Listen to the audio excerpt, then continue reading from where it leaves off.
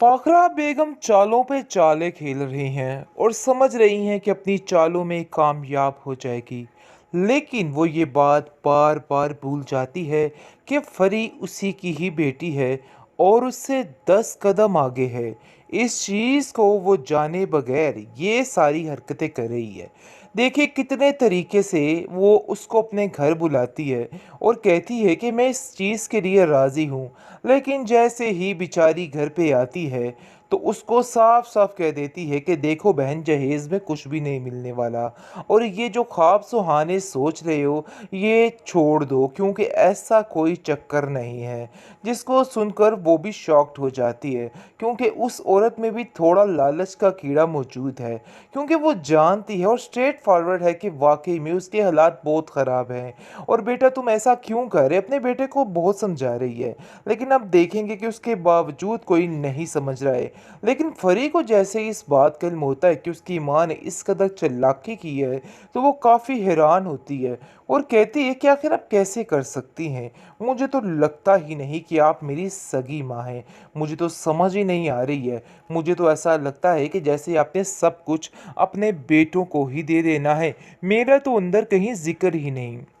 जिस पर फाकरा कहती है कि मैं समझती हूँ कि तुम्हें किस वक़्त क्या देना है, इसलिए तुम्हें ज़्यादा आगे बढ़ चढ़ के हिस्से लेने की कोई भी ज़रूरत नहीं। देखो खामोश रहो। आगे से आयमा भी साथ दे रही है फाकरा का और कहती है कि खाला जान बिल्कुल ठीक कह रही हैं। किस तरह की बेवकूफ़ों वाली बातें कर रही हो। देखो फरी, तुम्हारे फ़ायदे के लिए सब कुछ हो रहा है, लेकिन तुम्हें बिल्कुल समझ नहीं आ रही है। बस मैं चाहती हूँ कि तुम बिल्कुल वही सुनो जो तुम्हारी माँ कह रही है, क्योंकि उस बातों में इस औरत का भी फायदा है, इसलिए कि उनको गलत मशवरे मत दें। लेकिन आज आके फिर जी बात आ जाती है यानी कि घर वालों की। उसकी माँ कहती है कि कभी गौर से अपने घर वालों की तरफ देखना कि उन लोगों ने क्या हाल किया तुम्हारी बहन एमल का। उनसे कुछ दिन भी सब्र नहीं हुआ और उन लोगों ने उसको नौकरी पे लगा दिया। वो बेचारी दर बदर दिक्के खाती फिरती है। मैं तो हैरान हूँ कि आखिर किस किस्म के लोग हैं आप। जिस पर वो कहती है कि उस पर मम्मी जान कोई भी दबाव नहीं था। वो जो कुछ कर रही है अपनी मर्जी के मुताबिक करने की कोशिश कर रही है। हमने उसे किसी चीज़ के लिए मना नहीं किया। और वैसे भी अगर शहरयार भाई उसको ऐसे छोड़ देंगे तो उसको कोई तो रास्ता अपनाना होगा ना। ऐसे काम तो नहीं चलेगा। जिस पर फाकरा कहती है कि देखो मेरी बात सुनो, जो कुछ उसने किया है वो ही इसके आगे आ रही है, इसके अलावा ऐसी कोई बात नहीं है। तुम्हारी जुबान भी दिन ब दिन कैंची की तरह चलना शुरू हो चुकी है और मुझे हैरत हो रही है कि आखिर किस किस्म की फजूल बातें तुम करती हो। आखिर कब तक तुम्हारी ये ज़ुबान ऐसे ही चलती रहेगी।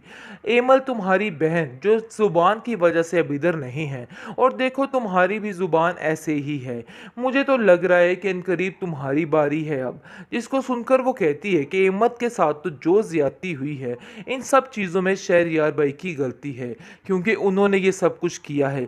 चाहे लाख कोई कहे, लेकिन किसी के कहने का कोई फ़र्क नहीं पड़ता, क्योंकि अगर इंसान का अपना आप ही ठीक नहीं है तो फिर क्या हो सकता है। जिस पर वो कहती है कि तुम्हें बहुत ज़्यादा बोलना आ गया है। मैं अफान से कहती हूँ कि तुम्हारी ज़ुबान को थोड़ा कंट्रोल में करे, क्योंकि ऐसे तो बिला वजह घर में लड़ाइयाँ ही बढ़ेगी। देखो आज तो तुमने हमारे मामलात में बोलने की कुछ जुर्रत कर ली, लेकिन आइंदा से ऐसा कुछ भी ना करना। समझो ये आखिरी मौका था जो तुमने कर लिया, लेकिन मज़ीद इस तरह की कोई भी बात अब यहाँ पे बर्दाश्त नहीं की जाएगी। फ़ाखरा बेगम भी क्या याद रखेगी कि किन लोगों से उनका पाला पड़ा है। अरे भाई वो एक प्रिंसिपल है। स्कूल में बच्चों को जलील कर करके उसे अब लोगों को भी जलील करना आ गया, जो इस किस्म के लोग होते हैं। साफ और खरी बातें की जा रही हैं और फ़ाखरा को ऐसी बातें सुनाई जा रही हैं कि फ़ाखरा के होश तंग रह गए हैं कि आखिर मेरे से भी 10 हाथ आगे कोई हो सकता है। क्योंकि जैसे ही वो कोई बात करना चाहती है, उल्टा फहद की माँ उसको ही जलील कर देती है। एनी कहती हैगी कि आप लोग इस बात का ध्यान रखिएगा कि ऐसी कोई बात भी उधर ना हो। लेकिन लाख अफान के इशारे करने के बावजूद उसकी माँ बिल्कुल नहीं समझ रही। लेकिन उसकी माँ को बड़े ही बेहतरीन और करारे जवाब मिल रहे हैं। जिसकी वजह से अब खामोश होकर बैठ चुकी है, क्योंकि अब उसको ज़रा सुकून आ चुका है कि उसने जो कुछ किया था सरासर गलत किया था। लेकिन अब देखेंगे कि फ़ाखरा घर आके कहेगी कि अरे भाई वो औरत तो ऐसी ज़ुबान दराज औरत है, मैंने अपनी ज़िंदगी में इस तरह की पहले कभी औरत नहीं देखी। ना जाने कैसी औरत है वो, किस किस्म की चालाकियाँ कर रही थी, मुझे तो समझ ही नहीं आया। जिस पर एनी कह रही थी कि अगर परी की यही ख्वाहिश है तो आप उसकी ख्वाहिश को पूरा करने दीजिए, आप क्यों उसके बीच दीवार बनने की कोशिश कर रहे हैं। जिस पर फाखरा कहती है कि तुम लोग खामोश हो जाओ, मैं आप लोगों की एक नहीं सुनूंगी। आयमा कहती है कि देखो ये तुम्हारा मसला नहीं और इन मसलों में पड़ने की कोई भी ज़रूरत नहीं है। मैं तुम्हें साफ साफ कह रही हूँ कि आइंदा से कभी भी खाला जान के मामलात में इंटरफेयर मत करना, क्योंकि तुम्हें बहुत बुरी आदत है कि तुम आकर टपक पड़ती हो और अपने मशवरे अंदर देने लग जाती हो। जिस पर आप देखेंगे कि वो कहती है कि ये गैरों के मशवरे नहीं, यानी कि गैरों की नहीं बात, ये फरी की बात है जिस पर बोलना मेरा हक बनता है। और इसलिए बस मैं आप लोगों से इतना ही कहना चाहती हूँ कि उनको गलत मशवरे मत दें। लेकिन आज आके फिर जी बात आ जाती है यानी कि घर वालों की। उसकी माँ कहती है कि कभी गौर से अपने घर वालों की तरफ देखना कि उन लोगों ने क्या हाल किया तुम्हारी बहन एमल का। उनसे कुछ दिन भी सब्र नहीं हुआ और उन लोगों ने उसको नौकरी पे लगा दिया।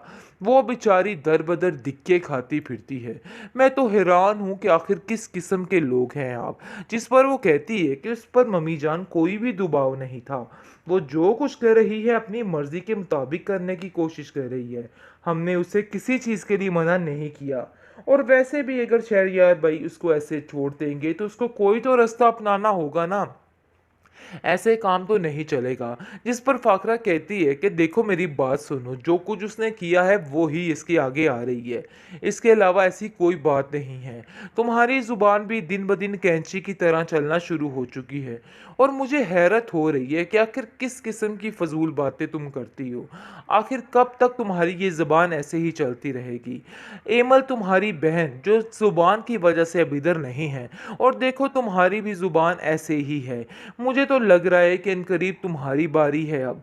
जिसको सुनकर वो कहती है कि एमत के साथ तो जो ज्यादती हुई है, इन सब चीज़ों में शहरयार भाई की गलती है, क्योंकि उन्होंने ये सब कुछ किया है। चाहे लाख कोई कहे लेकिन किसी के कहने का कोई फ़र्क नहीं पड़ता, क्योंकि अगर इंसान का अपना आप ही ठीक नहीं है तो फिर क्या हो सकता है। जिस पर वो कहती है कि तुम्हें बहुत ज़्यादा बोलना आ गया है। मैं अफान से कहती हूँ कि तुम्हारी ज़ुबान को थोड़ा कंट्रोल में करे, क्योंकि ऐसे तो बिला वजह घर में लड़ाइयाँ ही बढ़ेगी।